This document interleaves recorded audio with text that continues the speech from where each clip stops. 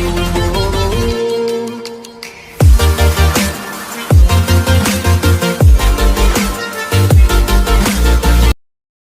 Friends, welcome back to my YouTube channel. Friends, ये आपके सामने वोल्टास का डेल्टन यूनिट है और इसका जो कंप्रेसर है बहुत ज़्यादा हीटअप हो रहा है, बहुत ज़्यादा हीट हो रहा है। तो अगर कंप्रेसर बहुत ज़्यादा हीट होता है और ट्रिप हो जाता है तो उसमें क्या फॉल्ट होता है और आप उसको कैसे स्टेप बाय स्टेप चेक कर सकते हैं, मैं आपको हर एक प्रॉब्लम इससे रिलेटेड बताऊँगा। आपको कहना है इस वीडियो को कंप्लीट वॉच कर लेना, जिससे कि मैं आपको जो इन्फॉर्मेशन दूँ वो अच्छे से समझ आ जाए।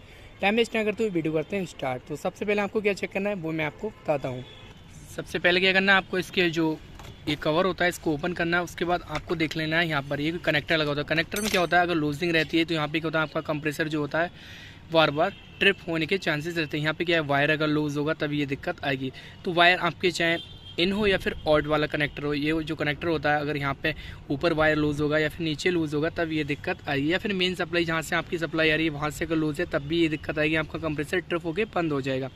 या फिर आपके जो कंप्रेसर के कॉमन रनिंग स्टार्टिंग होती है, यहाँ पे ये प्रोटेक्शन कवर लगा होता है, इसके अंदर वायर लगे होते हैं। अगर ये लूज होंगे तो फिर भी वहाँ पे ये दिक्कत आती है कि आपका कंप्रेसर जो होगा ट्रिप होकर बंद हो जाएगा।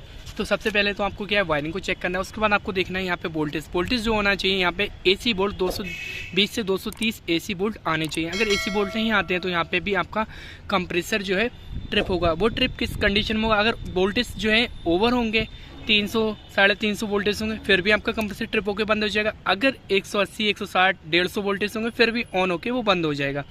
तो ये चीज़ आपको स्टेप बाय स्टेप चेक करना है। उसके बाद आपको देखना है आपका जो कैपेसिटर लगा होता है, ये डेल्टन का यूनिट है, इसमें जो है 45 UF का कैपेसिटर लगा है। तो इस कैपेसिटर को देख लें कि अगर ये वीक हो जाता है फिर भी आपका कंप्रेसर बहुत ज़्यादा हाई एम्पेयर लेता है, उसके बाद कट ऑफ हो जाता है तो ये दिक्कत आती है। तो आप इसको भी देख लें कि आपका जो कंप्रेसर है, कंप्रेसर में जो कैपेसिटर लगता है वो एकदम प्रॉपर तरीके से होना चाहिए, रनिंग कंडीशन में होना चाहिए।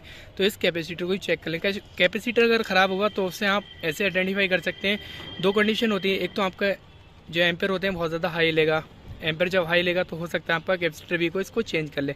और कभी कभी ऐसा होता है आपका कंप्रेसर की बेंडिंग ख़राब होती है तब भी ये हाई एम्पेयर लेता है, उस कंडीशन में आपका कैपेसिटर भी ठीक होता है।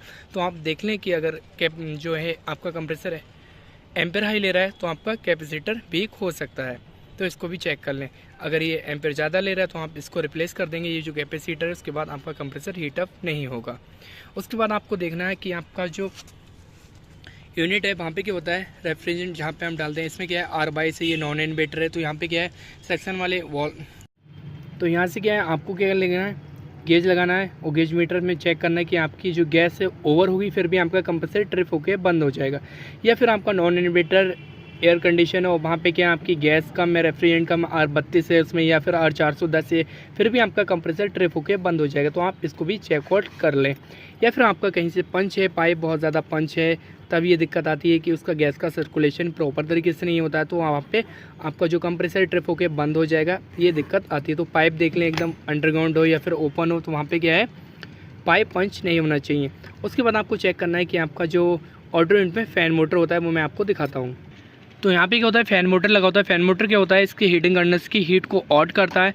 अगर ये फ़ैन आपका वीक होगा, स्पीड वीक होगी या फिर इस फ़ैन मोटर नहीं चलेगा, इसकी बेंडिंग में कोई प्रॉब्लम होगा, तभी ये दिक्कत आएगी कि आपका जो कंप्रेसर है ट्रिप होकर बंद हो जाएगा। तो आप क्या करें, इस फ़ैन को देख लें, एकदम प्रॉपर तरीके से रनिंग कंडीशन में होना चाहिए। अगर ये रनिंग कंडीशन नहीं होगा तो आपका कंप्रेसर जो है 1 आध मिनट चलेगा, उसके बाद ट्रिप होकर बंद हो जाएगा।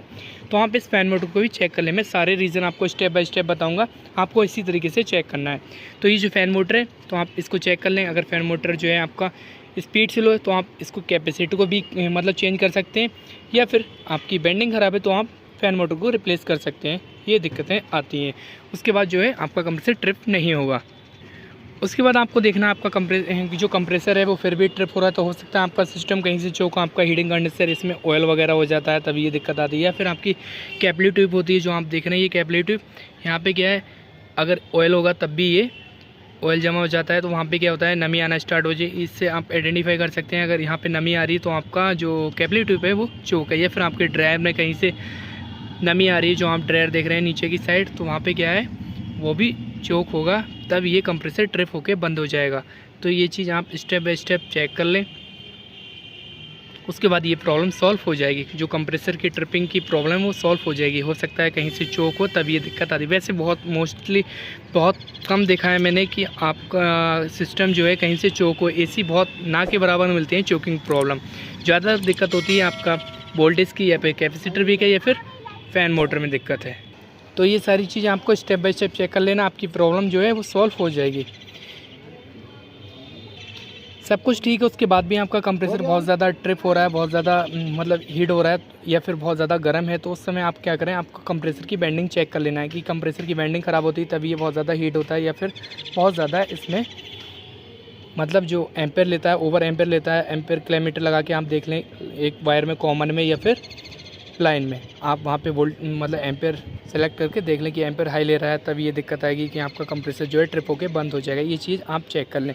या फिर आपका कंप्रेसर जो है बार बार जो मैंने अभी बताया था कि आपकी लाइट गई और फिर आ गई, इस वजह से भी आपका कंप्रेसर ट्रिप होता है, तो हीट हो जाता है बहुत ज़्यादा। तो आप ठंडा करके उसके बाद ऑन करेंगे तो ये प्रॉब्लम सॉल्व हो जाएगी, चला सकते हैं, कोई दिक्कत नहीं है।